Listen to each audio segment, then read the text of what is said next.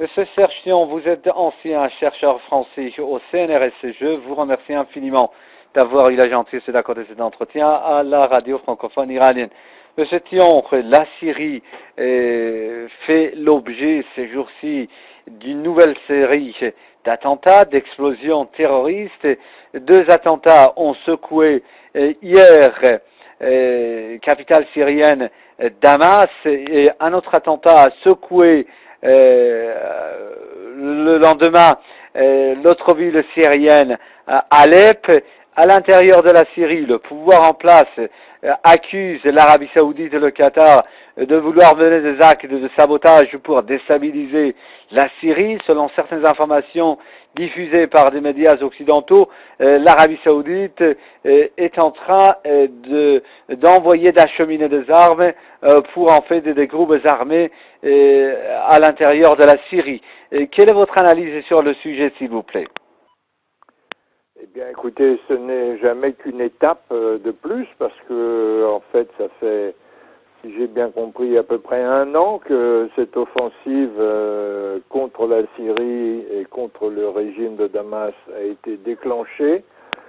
Et on voit de plus en plus clairement cette offensive se déroule selon les modalités que nous avons connues en Irak, c'est-à-dire des petits groupes de fanatiques qui essayent de provoquer un effondrement par les rivalités ethniques.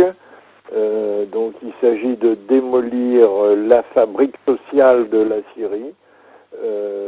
Et ces attentats sont une étape supplémentaire dans cette offensive de plus en plus ouverte, qui est évidemment pensée d'abord par les Américains et les sionistes, et qui est ensuite financée par les services secrets occidentaux à partir des pays frontaliers de la Syrie. Et l'intervention ouverte de l'Arabie Saoudite n'est pas une chose tellement étonnante. Elle a déjà certainement participé à l'armement et à l'entraînement et à la formation de ces groupes plus ou moins salafistes, plus ou moins, enfin, qui ont des identités politico-religieuses plus ou moins claires, mais enfin qui semblent s'aligner sur ce qui s'est passé en Irak il y a une dizaine d'années, qui a détruit l'Irak, qui a tué plus d'1 million d'Irakiens et qui a laissé le pays complètement ravagé tel qu'on le voit aujourd'hui. Monsieur Thion, en fait, l'attitude des milieux politiques occidentaux et des milieux médiatiques aussi est très intéressante. Ils ont mis tout dans la balance pour ne remettre en cause que le pouvoir en place en Syrie. Ils parlent par exemple des violences commises selon eux par le pouvoir en place en Syrie contre des opposants, des groupes armés, mais ils ne disent la moindre chose, même pas un mot des violences pratiquées par des groupes armés, des crimes commis par des groupes armés qui sont venus également, certains d'entre eux, de l'extérieur de la Syrie. Comment peut-on vraiment expliquer une telle attitude des milieux politiques et médiatiques occidentaux?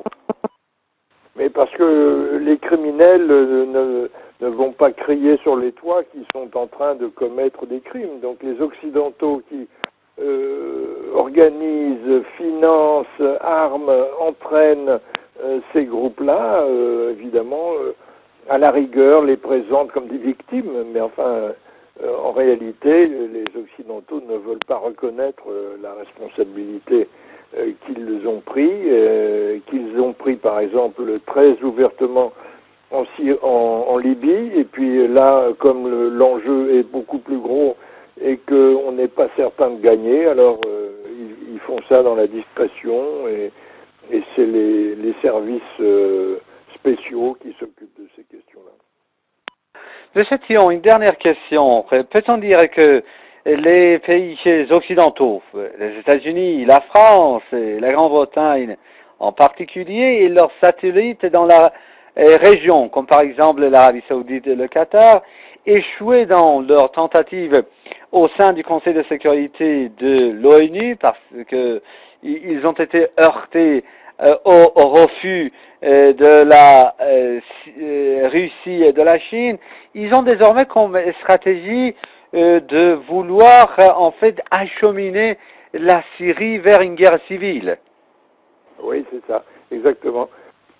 Une guerre civile à partir de l'existence réelle ou supposée de communautés ethniques, linguistiques, religieuses, donc précipiter les minorités les unes contre les autres. Et je pense que les Iraniens devraient regarder ça de très près, parce que eux aussi ont une population qui est formée de différents groupes, qui n'ont pas tous la même langue ou la même religion ou la même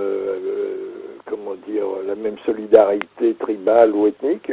Et donc c'est une technique que les Occidentaux vont certainement, si elle réussit en Syrie, elle cherchera à l'appliquer en Iran aussi. Donc il faut se méfier. Il n'y a pas que des guerres classiques et conventionnelles avec les blindés et l'aviation. Il y a aussi des guerres subversives, des guerres sociales, des guerres ethniques qui sont alimentées par les Occidentaux de façon très sournoise et très violente.